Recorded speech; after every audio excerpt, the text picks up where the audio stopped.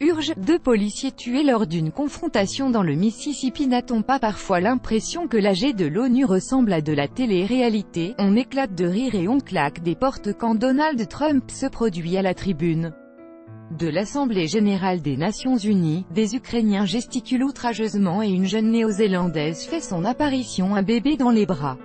Un producteur serbe de télé-réalité ose la comparaison dans un entretien accordé à Sputnik.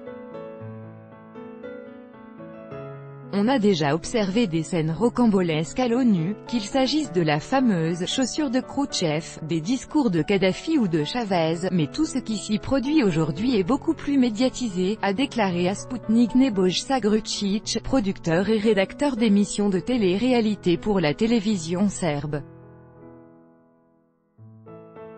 Selon ce dernier, les participants aux sessions de l'Assemblée générale des Nations unies ne se comportent plus en tant que diplomates, car l'ONU a tout simplement perdu son influence déterminante dans le monde.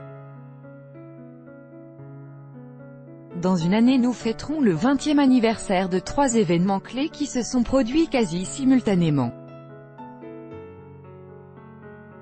Tout d'abord, lors des bombardements de la Yougoslavie en 1999, quand personne ne s'est même donné la peine de demander l'aval de l'ONU, tout le monde a compris que le Conseil de sécurité n'était pas le lieu où la politique globale se décidait.